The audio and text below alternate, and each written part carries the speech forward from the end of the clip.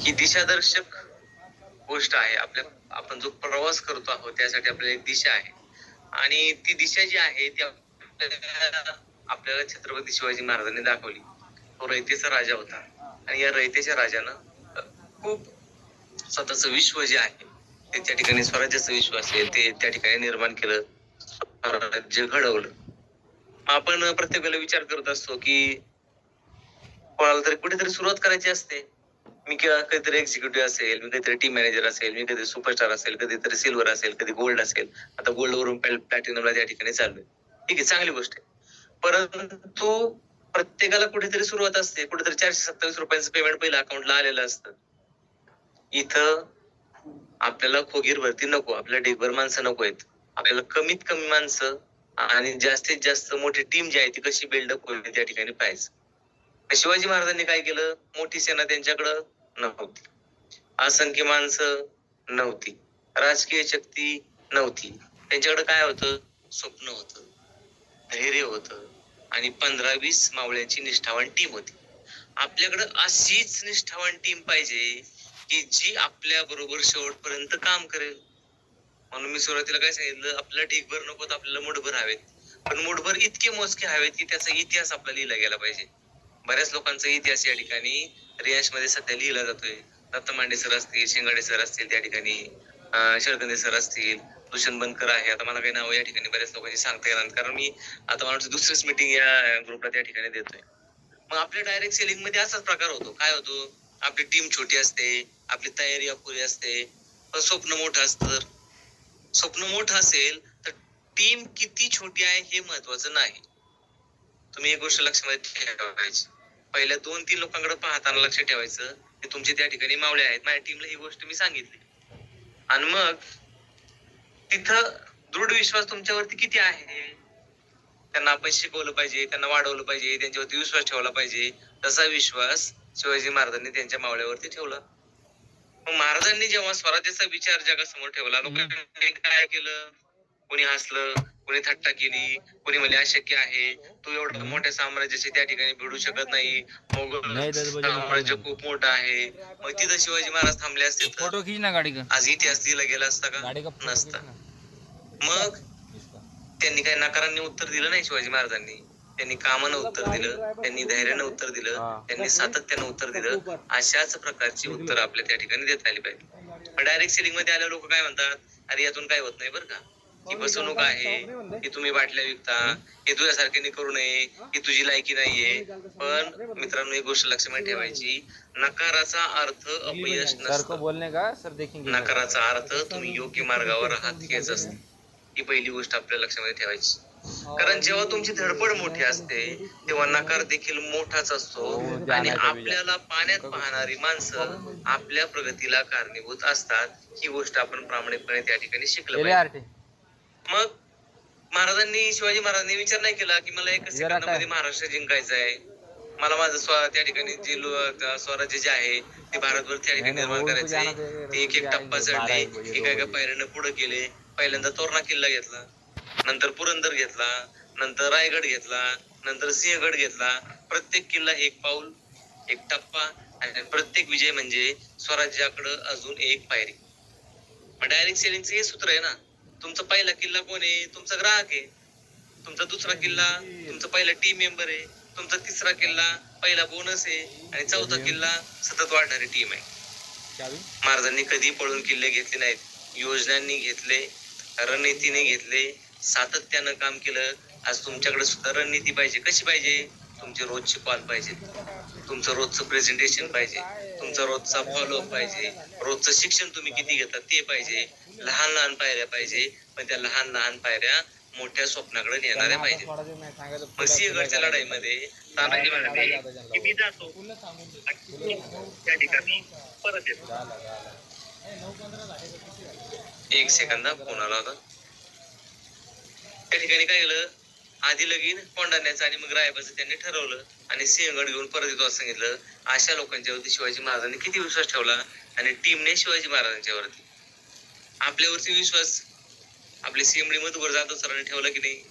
लोक प्रॉपरली त्या ठिकाणी काम करतील, प्रॉपरली शिकतील, आपणही त्या ठिकाणी मोठं होऊ आणि लोकांनाही मोठं करू.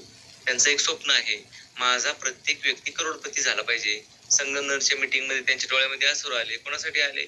आपल्यासाठी आलेत. आपण ते समजून घेतले पाहिजेत. मग इथं काय आहे? आपल्याला निष्ठा, प्रामाणिकपणा आणि एकमेकांच्या वरती पूर्ण विश्वास ठेवून काम त्या ठिकाणी केलं पाहिजे. डायरेक्ट सेलिंग टीम ही तुमची सेना आहे.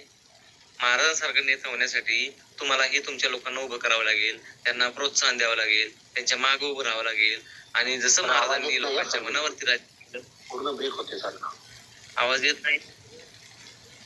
एक मिनिट. येतोय सर, आवाज बरोबर येतोय. बाकी सर तुम्हाला रेंज नाहीये? येतोय सर, क्लिअर आवाज. माझा आवाज सगळ्यांना येतोय?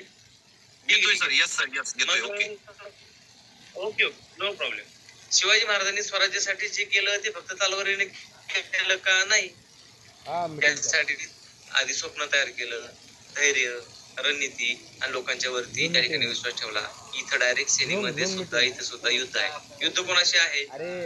युद्ध तुमच्या आळसाशी आहे, युद्ध तुमच्या शंकेशी आहे, युद्ध तुम्हाला नकारांशी आहे, लोकांच्या मतांशी आहे. हा बोला.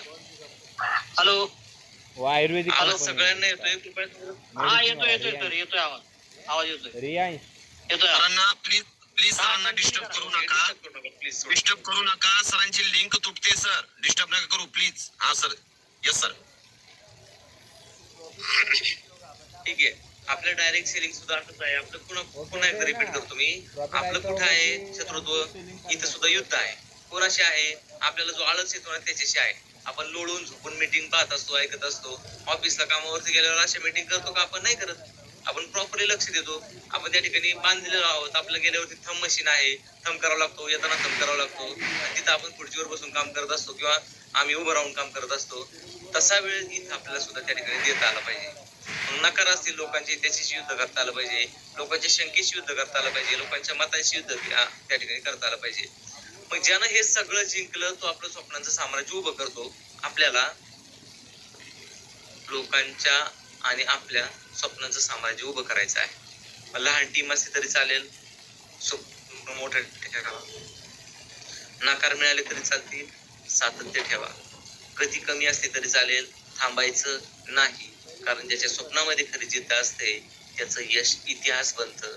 आणि जिथं शिवरायांची प्रेरणा असते तिथं यश तुम्हाला निश्चित मिळाल्याशिवाय राहणार नाही. ही गोष्ट आपण प्रामाणिकपणे लक्षात ठेवायची आहे. आपण डायरेक्ट सेलिंग का करतो, डायरेक्ट सेलिंग काय आहे, या सगळ्या गोष्टी खऱ्या अर्थानं आपल्याला समजून घेणं आवश्यक आहे. कारण 16व्या वर्षी शपथ घेतली, 50व्या वर्षी शिवाजी महाराजांचा झाला. या 35 वर्षाच्या कालावधीमध्ये त्या ठिकाणी साम्राज्य त्यांनी स्वराज्याचं खूप मोठ्या प्रमाणात उभं केलं.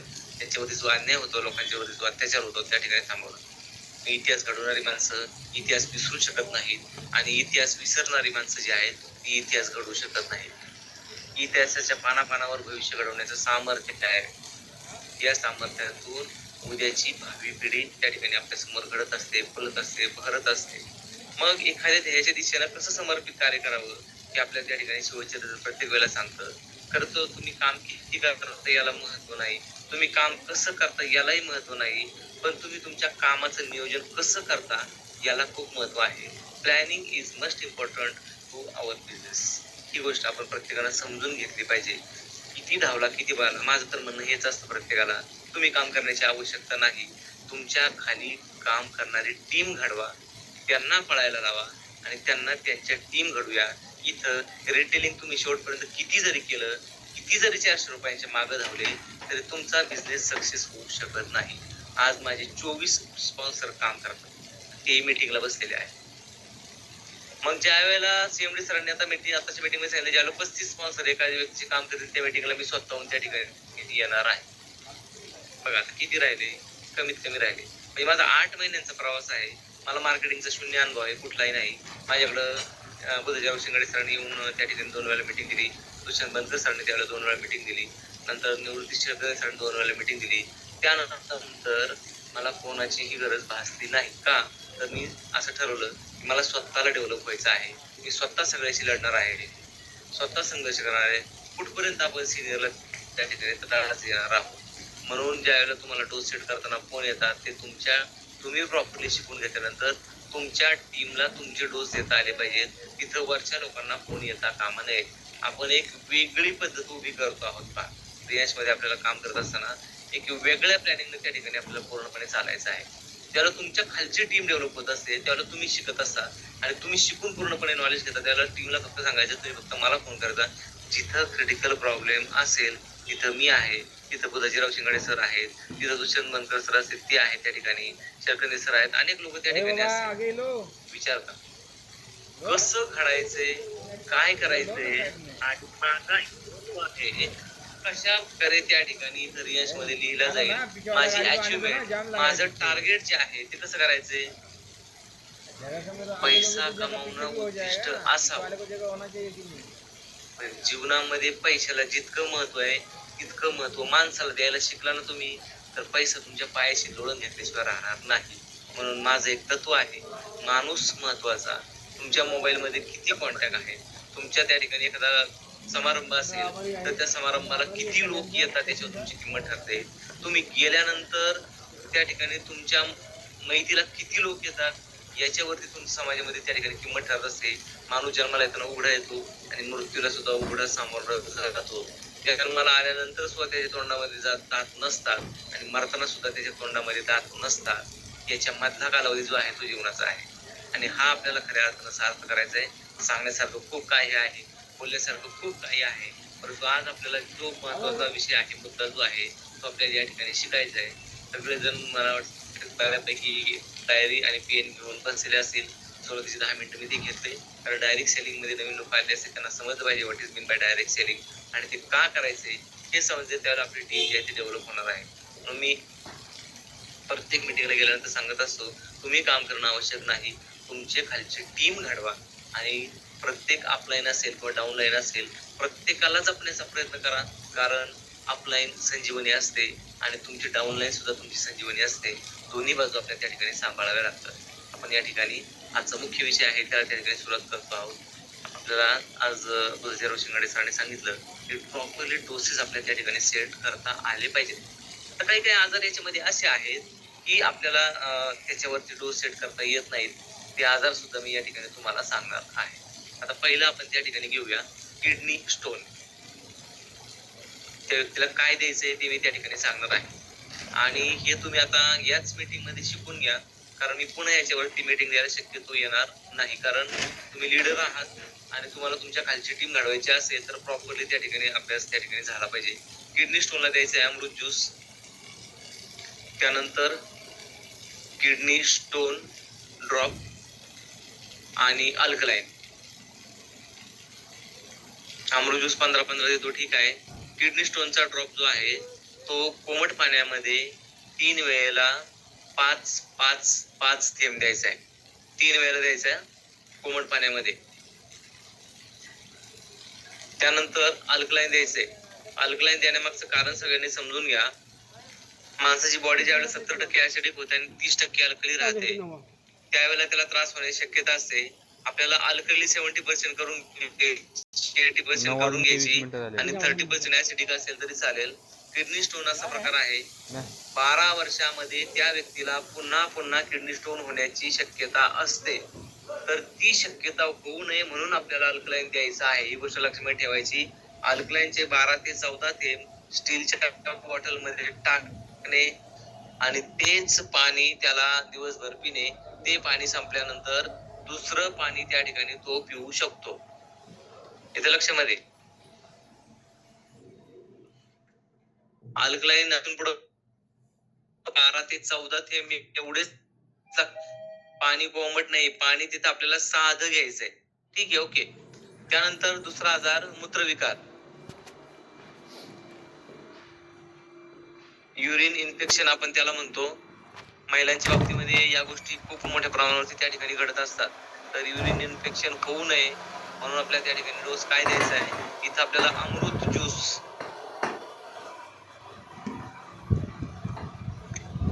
त्यानंतर पुनर्नवा कॅप्सूल द्यायची. तिथे पुनर्नवा कॅप्सूल ही दिवसाच द्यायची आहे त्या व्यक्तीला. जेवणानंतर 1 तासाने कोमट पाण्याबरोबर पुनर्नवा द्यायची. ज्या वेळेला पचनाची प्रोसेस चालू होते त्याच वेळेला आपल्याला ती द्यायची आहे. ठीक आहे.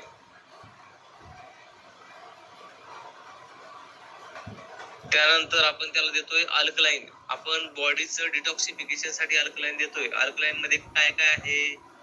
अल्कलाइन मध्ये बार्ली आहे, डॅन्डेलियन आहे, ग्रीन टी आहे, अशा अनेक वनस्पती त्याच्यामध्ये आहेत. अल्कलाइन शिवाय बॉडी डिटॉक्स होत नाही. हा माझा 10 वर्षापासूनचा आयुर्वेदाचा अभ्यास आहे. त्यामुळे तो आपल्याला प्रॉपरली शिकून घेणं गरजेचं आहे. ठीक आहे. युरिन इन्फेक्शन साठी आपण देतोय. त्यानंतर हृदयविकार, ज्याला हार्ट अटॅक आहे, त्याचे ब्लॉकेजेस आहेत, ते आपल्याला त्या ठिकाणी दूर करायचे. तर आपण हृदयविकारासाठी देतो आहोत अमृत ज्यूस, टेन्सर लाईफ, अल्कलाइन.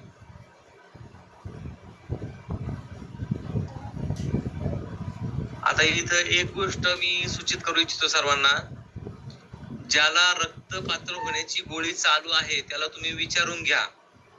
कारण अर्जुन जे टेन्सर लाईफ मध्ये अर्जुन सालीची कॅप्सूल आहे, अर्जुन सालीची कॅप्सूल अजून रक्त पातळ करत असते. जर मोठ्या प्रमाणावरती ते रक्त पातळ झालं तर त्या व्यक्तीला त्रास होण्याची शक्यता आहे. त्यामुळे काय करायचं, रक्त पातळ होण्याची गोळी त्याला कोणती आहे, मग त्या ठिकाणी ऍस्पिरिन असेल ती विचारून घ्या कुठली आहे ती. मग त्या व्यक्तीला आपल्याला जेवल्यानंतर रात्री एकच टाइम टेन्सर लाईफ द्यायची आहे. लक्षामध्ये येते का? लक्षामध्ये येत नसेल तर मला सांगा.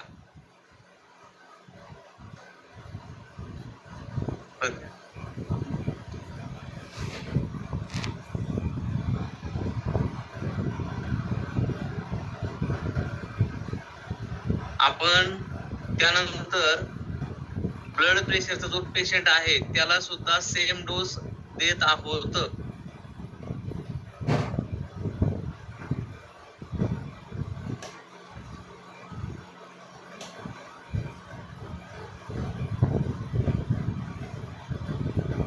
बीपीचा जो पेशंट आहे त्याला आपल्याला सेम डोस द्यायचा आहे. त्याला आपण अमृत ज्यूस देतोय, टेन्सर लाईफ, अल्कलाइन. पण फक्त बीपीचा पेशंट असेल तर त्याला 2 टाइम टेन्सर लाईफ द्यायची. लक्षात घ्या. ज्याला रक्त पातळ होण्याची गोळी चालू आहे त्याला आपण एकच वेळ देतोय. डोसेस मध्ये तुम्ही फेल गेला तर तुम्हाला त्रास होईल. त्यामुळे जे प्रॉपरली सांगतो ते प्रॉपरली फॉलो करा. कारण असे टोटल सगळे रिझल्ट आपण टॉपचे बाहेर काढलेले आहेत. ते 40 व्हिडिओ माझे स्वतःचे मार्केटमध्ये आहेत आणि ते पेशंट क्लिअर झाले. त्या लोकांच्या बीपीच्या, थायरॉइडच्या, शुगरच्या सगळ्या प्रकारच्या गोळ्या बंद झालेल्या आहेत. त्याचे व्हिडिओ सुद्धा आलेले आहेत बाजारामध्ये. इथं काय अडचण असेल तर विचारा. त्यानंतर पुढचं मानसिक तणाव. Hello sir. हॅलो. जो व्यक्ती हॅलो. हा बोला. Hello sir. बोला. बीपी आणि शुगर आहे. हा बोला. शुगरची HbA1c साधारणपणे 9 पर्यंत आहे. त्याला काय देऊ सर मी? हॅलो. एक टाइम अमृत ज्यूस, एक टाइम डायबो. एक टाइम अमृत ज्यूस. आवाज येतोय का माझा? हा येतोय सर, येतोय. एक टाइम डायबो द्यायचे आणि परत एक टाइम डायबो आणि टेन्सर लाईफ चालू ठेवायची. एक टाइम अमृत ज्यूस, एक टाइम डायबो. ओके. आणि आपल्याला टेन्सर लाईफ चालू ठेवायची तिथे. येस. आणि अल्कलाइन ड्रॉप देऊ का? मानसिक तणावासाठी अल्कलाइन पण चालू ठेवायचंय. अल्कलाइन ड्रॉप देऊ ना? सांगितलं सर मग की मी अल्कलाइन द्यायचं आहे सांगितलंय. Okay okay okay okay okay sir. Okay ठीक आहे. Okay okay. मानसिक तणावाच्या व्यक्तीला आपण अमृत ज्यूस देतोय फक्त. डिप्रेशन मध्ये गेलेले लोक आहेत त्यांचा मानसिक तणाव का आणि कशा प्रकारे दूर होतो त्याचा एक थोडक्यामध्ये मी तुम्हाला सांगतो. त्यांचा मानसिक तणाव, त्यांचं डिप्रेशन मध्ये त्यांना झोप येत नसते, त्यांना जेवण जात नसतं, ते एकटक सारखे पाहत असतात तिथे. मग याच्यासाठी आपण काय करतो, जी कलरफुल फळं आहेत का त्याच्यामध्ये, अमृत ज्यूस मध्ये 42 घटकांच्या मध्ये जी कलरफुल फळं आहेत, ती कलरफुल फळं त्या व्यक्तीला डिप्रेशन मधून बाहेर यायला मदत करतात. मग सुरुवातीला आपल्याला 15 दिवसामध्ये लोक रिझल्ट सांगतात आपल्याला की काय झालं तिथे, झोप शांत यायला सुरुवात झाली, बरोबर. त्यानंतर शरीरामध्ये ताकद आली आणि पोट स्वच्छ व्हायला सुरुवात झाली. हे पहिल्या बॉटल मधला रिझल्ट आहे, तो प्रॉपरली त्या ठिकाणी येतो. त्यामुळे ते मानसिक तणावासाठी आपण फक्त अमृत ज्यूस त्या ठिकाणी सजेस्ट करायचा आहे. त्यानंतर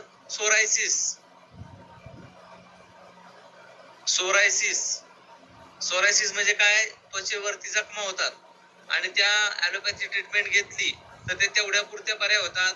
तिथं क्रीम लावली तेवढ्या पुरता आजार बरा होत असतो. आपल्याला आजाराच्या मुळावरती काम करायचंय. मग त्याच्यासाठी आपण अमृत ज्यूस, अल्कलाइन आणि नीम अलोवेराचा साबण देतोय. हा नीम अलोवेरा त्याला दिल्यानंतर तो त्याचा त्यानेच वापरायचा आहे. त्यानं दुसऱ्याला घरामध्ये द्यायचा नाही, नाहीतर त्याचं सोरायसिसचं इन्फेक्शन जे आहे ते दुसऱ्याला 100% होणार. ही गोष्ट सगळ्यांनी लक्षामध्ये ठेवायची.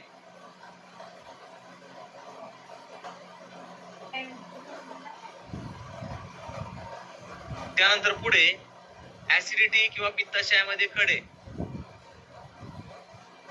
ज्यांना हिशोबाच्या बाहेर ऍसिडिटी होते, ऍसिडिटी केअर द्यायचंय. तिथे जेवणाच्या आधी 10 मिनिटे 7 ते 8 थेंब अर्धा ग्लास साध्या पाण्यात. अमृत ज्यूसने पित्त प्रकृतीच्या व्यक्तीची ऍसिडिटी 100% वाढते. त्याला आपल्याला ऍसिडिटी होऊ नये म्हणून प्रत्येकाला विचारायचं आहे की ऍसिडिटी, त्या ठिकाणी ऍसिडिटी केअरचा ड्रॉप आहे तो कसा द्यायचा आहे. तर 7 ते 8 थेंब सांगितलेले आहेत. मनाने तिथं काही करू नका. त्याला प्रॉपर रिझल्ट जर तुम्हाला घ्यायचा असेल 7 ते 8 थेंब त्या ठिकाणी साध्या पाण्यामध्ये द्यायचे. त्यानंतर अमृत ज्यूस आणि अल्कलाइन, ज्याला पित्ताशयामध्ये खडे आहेत, ज्याला ऍसिडिटीचा त्रास मोठ्या प्रमाणात होतो. दुसरी गोष्ट लक्षात ठेवा, अशा व्यक्तींना शुगर पण असते, अशा व्यक्तींना आपण एक टाइम अमृत ज्यूस आणि एक टाइम डायबोजी त्या ठिकाणी द्यायचा आहे. त्यानंतर केस गळती,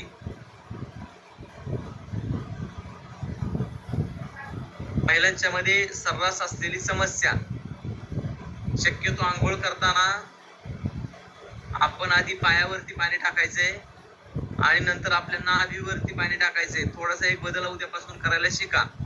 आणि नाभीवरती पाणी टाकल्यानंतर आपल्या अंगावर शहारे उभे राहतात, म्हणजे जो ब्लडचा फ्लो आहे तो सगळा तिथं आपला ज्या ठिकाणी नाळेमधून जन्म झालेला असतो त्या ठिकाणी एकवटला जातो.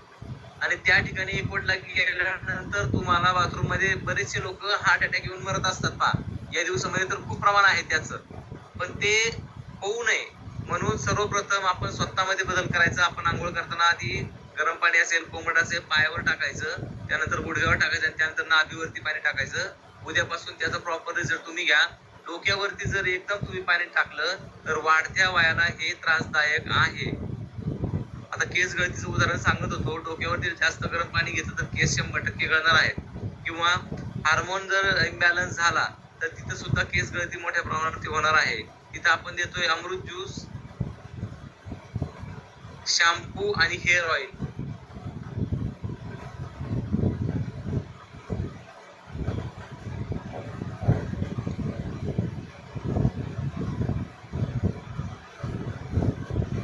पुढे त्वचा विकार, त्वचेचे विकार, फंगल इन्फेक्शन आपण त्याला म्हणतो.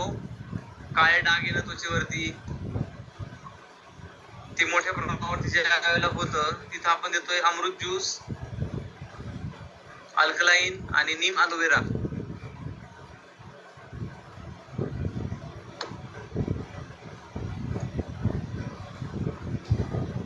पुढे झालं लिहून. यानंतर व्यसनमुक्ती.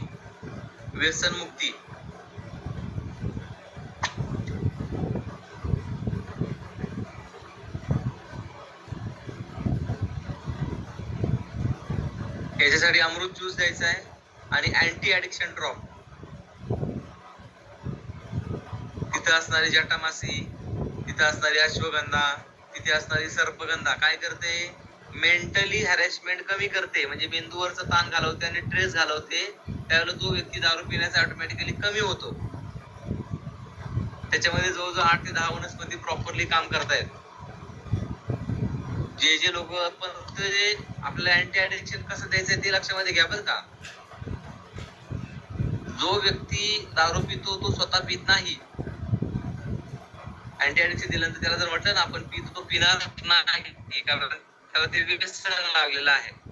तर तिथं आपल्याला काय करायचंय, सकाळी 5 थेंब संध्याकाळी 5 थेंब जेवणाच्या पातळ भाजीमध्ये टाकायचे त्याला न कळत, किंवा पाण्यामध्ये सुद्धा आपण टाकू शकतो. दुधात आणि चहामध्ये टाकू नका, ते काळं पडतं तिथे.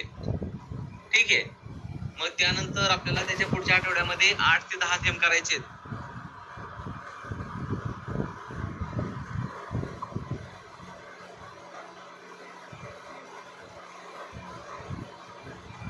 समजले का? इथं काय कोणाला अडचण आहे का? आपण इथं महिला मातांचे भगिनींचे संस्कार वाचवतो आहोत. ही गोष्ट सगळ्यात आधी लक्षामध्ये ठेवा. त्यानंतर डोळ्यांचे विकार, मग रात आंधळेपणा असेल, त्याला डबल विजनचा त्रास असेल, त्याला मोतीबिंदू असेल, त्याची नजर कमी झालेली असेल, किंवा डोळ्यावरती पडदा आलेला असेल, हे सगळे डोळ्यांचे विकार, किंवा त्याचा रेटिना असेल तो त्या रेटिनला त्या ठिकाणी कधी त्रास होण्याची शक्यता असते. मोतीबिंदू आणि मोतीबिंदूच्या पुढची स्टेप असते काचबिंदू.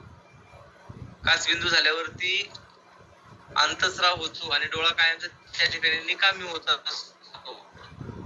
आपल्याला सर्वांना त्याच्यापासून जर वाचायचं असेल तर आपल्याला अमृत ज्यूस आणि आय ड्रॉप द्यायचा आहे. आणि जर शुगर असेल तर शुगरच्या पेशंटला आपण त्या ठिकाणी संध्याकाळी डायबुजी सजेस्ट करू शकतो. डोळे कोणाचे खराब होण्याची शक्यता जास्त प्रमाणावरती असते, तर शुगर आणि बीपीच्या पेशंटचे डोळे खराब होण्याची शक्यता खूप मोठ्या प्रमाणावरती असते. कारण रक्तपुरवठा जो आहे तो व्यवस्थित होत नाही. ज्या नसा आहेत, ज्या शिरा आहेत, मग पायाच्या पोटरीपासून आपल्याला हृदयाला रक्तपुरवठा होत असतो, तो प्रॉपरली होत नाही. मग पायाच्या ज्या पिंढऱ्या असतात त्या जेवढ्या मऊ असतात तेवढं तुमचं हृदय खूप चांगलं असतं.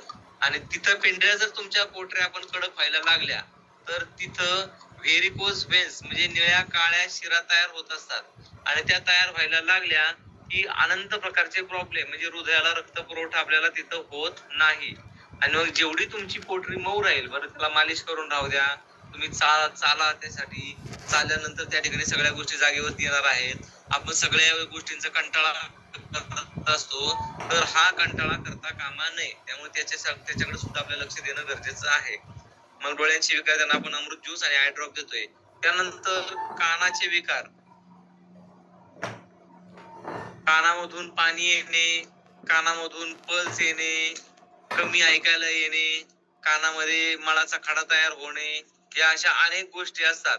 त्या कानांच्या विकारासाठी आपण देतोय अमृत ज्यूस आणि इयर ड्रॉप. बाजारामध्ये त्या ठिकाणी कंपनीचा इयर ड्रॉप आलेला आहे. तो इयर ड्रॉप आपण कानांच्या विकारासाठी वापरायचा आहे. काही लोक मला शंका विचारत असतात, सर आपल्याला फक्त इथं कानाचा ड्रॉप दिला तर चालेल का? नाही चालणार. ज्यावेळेला अमृत ज्यूस देऊन आतून बॉडी डिटॉक्सिफाय पूर्णपणे होईल, शरीर पूर्णपणे ज्यावेळेला स्वच्छ होईल, त्यावेळेला पंचेंद्रिय चांगल्या प्रकारे काम करतील. कोणती आहेत पंचेंद्रिय, कोणी सांगता का? पंचेंद्रिय कशाला म्हणायचं? बोला, माईक ऑन करून बोला कोणीतरी. नाक, कान, घसा, त्वचा. घसा नाही तिथे. नाक, कान, डोळे, जीभ आणि त्वचा ही पंचेंद्रिय आहेत. ही 5 इंद्रिय आहेत. येतं लक्षामध्ये? मग ही पंचेंद्रिय आपल्याला ऍक्टिव्ह करायची की नाही? ती ऍक्टिव्ह कशाने होणार आहेत? आपल्याला व्यवसाय पण सांभाळायचा आहे आपल्याला, बरोबर ना? मग नुसतं इयर ड्रॉप देऊन चालेल का तिथं? तो अजून फ्रेश होणारी व्यक्ती आपण अमृत ज्यूस दिल्यानंतर आपल्या पहिल्या बॉटलमध्ये शरीराचं शोषण होतं. म्हणजे काय होतं? शरीरातली घाण बाहेर पडते. दुसऱ्या बॉटलमध्ये पोषण होतं, म्हणजे तिथं ताकद यायला सुरुवात होते. आणि मग तिसऱ्या बॉटल नंतर व्यक्तीला प्रॉपर रिझल्ट यायला सुरुवात होते. शोषण, पोषण आणि रिझल्ट या गोष्टी लक्षात ठेवा. एखादा व्यक्ती म्हणतो मला एकच बॉटल दे, त्याला तुम्हाला व्यवस्थित समजावून सांगता येणं आवश्यक आहे की काय द्यायचंय बाबा. येतं लक्षामध्ये? त्यानंतर दातांचे विकार,